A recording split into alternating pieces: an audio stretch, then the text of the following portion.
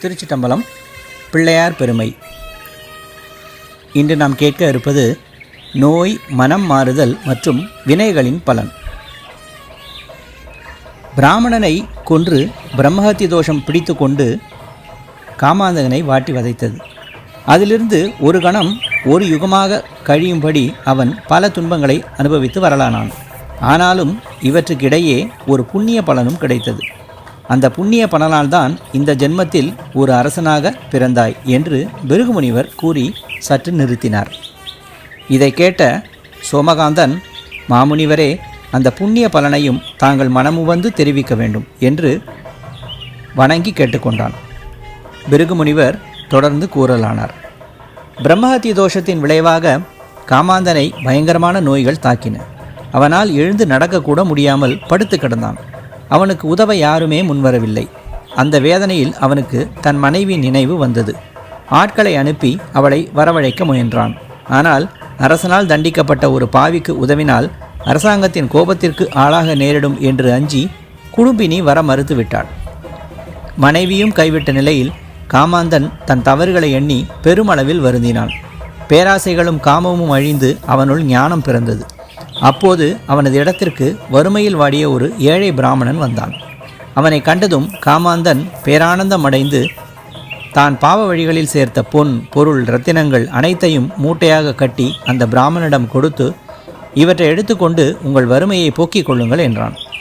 ஆனால் காமாந்தன் யார் என்பதை அறிந்த மக்கள், அட பாதகா, நீ பலரின் உயிரை பறித்து சேர்த்த பாவம் நிறைந்த இந்த திரவியங்கள் எங்களுக்கு வேண்டாம் என்று பொருள்களை வாங்க மறுத்து காமாந்தனை தூற்றினர். கண்ணீர் வடித்த காமாந்தன், பெரியோர்களே, நான் செய்த பாவங்களுக்கு என் உள்ளம் இரத்த கண்ணீர் வடிக்கிறது. தயவு செய்து இவற்றை பெற்றுக்கொண்டு எனக்கு நல்வழி காட்டுங்கள் என்று கதறினான். அவனுடைய உண்மையான மனமாற்றத்தை கண்ட மக்கள், அப்படியானால் இந்த காட்டிற்குள்ளேயே சிதிலமடைந்து புதர்மண்டி கிடக்கும் விநாயகர் ஆலயம் ஒன்று உள்ளது. அங்கு நித்திய பூஜைகள் இல்லாமல் வௌவால்கள் வாழ்கின்றன. உன்னிடம் உள்ள செல்வத்தை கொண்டு அந்த ஆலயத்தை சீரமைத்து திருப்பணி செய். அது உன் பாவச் சுமையை குறைக்கும் என்று வழிகாட்டினர். காமாந்தன் அன்றிரவே பணியை தொடங்கினான். அவனது திருப்பணியை கேள்விப்பட்டு பல ஊர்களிலிருந்து சிற்பிகளும் மக்களும் திரண்டு வந்தனர். அழகிய சிலைகளும் கோபுரங்களும் தாமரை குளமும் நந்தவனமும் கொண்ட பிரம்மாண்டமான விநாயகர் கோயில் எழுப்பப்பட்டு மிகச் சிறப்பாக கும்பாபிஷேகம் நடைபெற்றது. காமாந்தன் தன் கடந்த கால வாழ்க்கையை முற்றிலுமாக மறந்து இரவும் பகலும் விநாயகர் கைங்கரியத்திலேயே நிறைந்திருந்தான். நாட்கள் நகர நகர காமாந்தனின் ஆயுள் முடிவுக்கு வந்தது. யமதூதர்கள் அவனது உயிரை கொண்டு போய் தர்மராஜனின் முன்னிலையில் வைத்தார்கள். சித்திரகுப்தன் அவனது கணக்குகளை பார்த்தார். தர்மராஜன் காமாந்தனை நோக்கி, காமாந்தா, நீ செய்த விநாயகர் ஆலய திருப்பணி என்ற உன்னதமான புண்ணிய காரியத்தால் உன்னுடைய தீவினைகள் தற்காலிகமாக மறைந்துவிட்டது. எனினும் நீ செய்த பாவ புண்ணியங்கள் இரண்டின் பலன்களையும் நீ அனுபவித்தே தீர வேண்டும். முதலில் புண்ணியத்தின் பலனை அனுபவிக்கிறாயா அல்லது பாவத்தின் பலனை அனுபவிக்கிறாயா என்று கேட்டார். இறப்பதற்கு முன் தான் அனுபவித்த நரக வேதனைகளை நினைத்து அஞ்சிய காமாந்தன் முதலில் புண்ணிய பலனையே அனுபவிக்க விரும்புவதாக கூறினான். தர்மராஜனும், அவ்வாறே ஆகட்டும், நீ அடுத்த பிறவியில் சௌராஷ்டிர தேசத்தில் தேவநகரத்தை ஆட்சி செய்யும் சோமகாந்தன் என்ற மன்னனாக பிறப்பாய். சகல சௌபாகியங்களுடன் அரசபோகத்தை முதலில் அனுபவிப்பாய்.